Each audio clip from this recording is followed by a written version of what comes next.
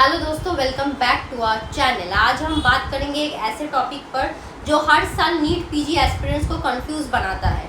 Diploma courses after NEET PG. बहुत सारे students के मन में ये सवाल होता है, एमडी एमएस बेटर है या डीएनबी, और डिप्लोमा कहाँ फिट होता है। क्या डिप्लोमा के बाद स्कोप कम हो जाता है? क्या प्राइवेट प्रैक्टिकल पॉसिबल है? और कब डिप्लोमा लेना एक्चुअली फ़ायदेमंद होता है?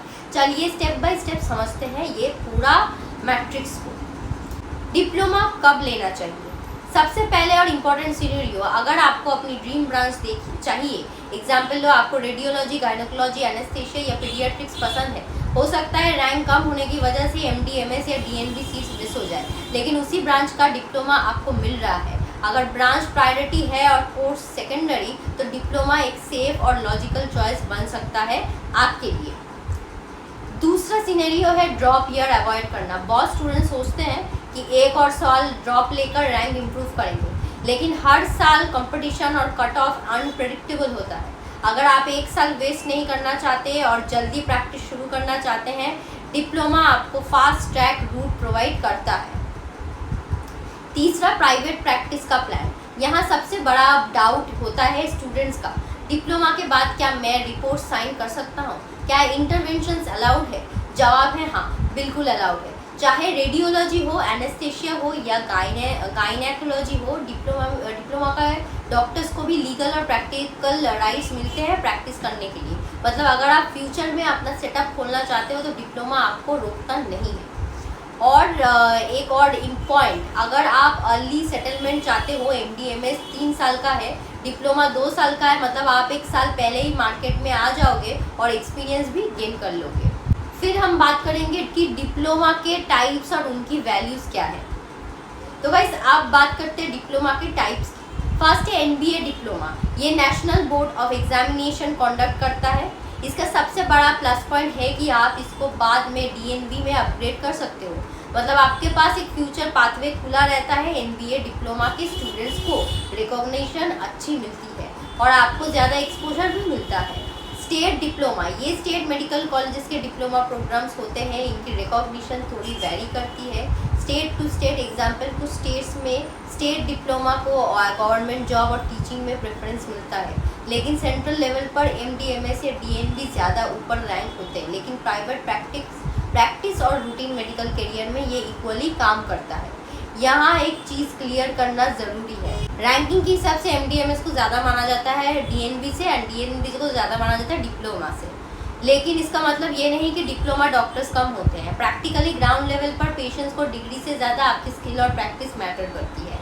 फिर बात करते हैं कब अवॉइड करें डिप्लोमा। तो गाइस, अब इम्पॉर्टेंट बात, डिप्लोमा हर स्टूडेंट्स के लिए सही चॉइस नहीं है। आपको डिप्लोमा अवॉइड करना चाहिए अगर आपको एकेडमिक्स और टीचिंग में जाना है। कॉलेज में फैकल्टी पोस्ट के लिए एमडीएमएस और डीएनबी कैंडिडेट्स को प्रेफरेंस दी जाती है। डिप्लोमा वालों के चांसेस यहाँ लिमिटेड हो जाते हैं। आप फ्यूचर में सुपर स्पेशलिटी करना चाहते हो, डिप्लोमा के बाद सुपर स्पेशलिटी ऑप्शंस लिमिटेड या ऑलमोस्ट क्लोज होते हैं। अगर आपको डीएम एमसीएच का सपना है तो डिप्लोमा बेस्ट रूट नहीं है।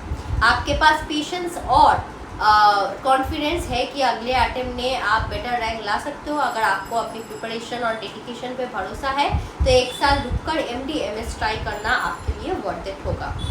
फिर हम बात करेंगे कंक्लूजन और प्रैक्टिकल एडवाइस के बारे में। तो दोस्तों, शॉर्ट में कंक्लूजन ये है कि अगर ब्रांच ही सबसे इम्पोर्टेंट है और सीट अभी मिल रही है, डिप्लोमा लो।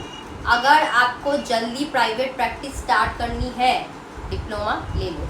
अगर एकेडमिक्स से सुपर स्पेशलिटी टारगेट है तो डिप्लोमा अवॉइड करो। फाइनली डिसीजन आपकी प्रायोरिटीज़ पे डिपेंड करती है। ब्रांच प्रैक्टिस, एकेडमिक्स या लॉन्ग टर्म करियर गोल्स, हर स्टूडेंट के लिए एक ही आंसर नहीं है। उम्मीद है कि आपको अब डिप्लोमा कोर्सेज के बारे में क्लैरिटी मिल गई होगी। अगर वीडियो पसंद आया तो एक लाइक ज़रूर देना और अपने फ्रेंड्स के साथ शेयर करो जो काउंसलिंग के टाइम कंफ्यूज्ड है। कोई भी डाउट हो नीचे कमेंट में लिखो, मैं पर्सनली रिप्लाई करूँगी। और हाँ, चैनल को सब्सक्राइब करना ना भूलें for authentic medical career guidance.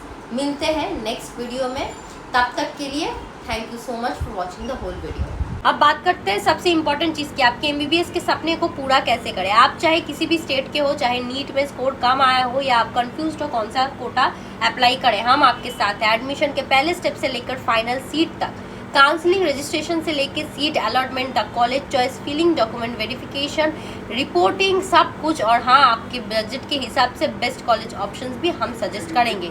और सबसे अच्छी बात यह है कि आप हमारे काउंसलर से ऑफलाइन मिलकर भी अपना केस डिस्कस कर सकते हैं, 1-on-1 पर्सनलाइज गाइडेंस ले सकते हैं। हमारे ऑफिसेस अवेलेबल है कोलकाता, नोएडा, लखनऊ में, एंड वहाँ पे हमारे जो एक्सपीरियंस मेडिकल एडमिशन एक्सपर्ट्स हैं वो आपको जेन्युइन, सेफ और ट्रांसपेरेंट काउंसलिंग सर्विस प्रोवाइड करते हैं, बिना किसी हिडन चार्जेस के, बिना कोई एजेंट के झंझट के। हर स्टूडेंट का सपना होता है डॉक्टर बनने का, लेकिन प्रोसेस कॉम्प्लिकेटेड लगता है। Counselling rounds, choice filling, cut offs, categories, documents, NRI या मैनेजमेंट कोटा भी। इसलिए हम यहाँ हैं ताकि आप अपना सपना रुके नहीं बल्कि सही गाइडेंस के साथ पूरा हो। आज ही कांटेक्ट कीजिए और अपना MBBS जर्नी हमारे साथ स्ट्रेस फ्री बनाइए। हम सिर्फ एडमिशन नहीं कराते, करियर बनाने में भी मदद करते हैं। भरोसा रखिए, सही गाइडेंस, सही कॉलेज, सही फ्यूचर। मिलते हैं काउंसलिंग टेबल के उस पहले कदम पे जहाँ से आपका डॉक्टर बनने का रास्ता शुरू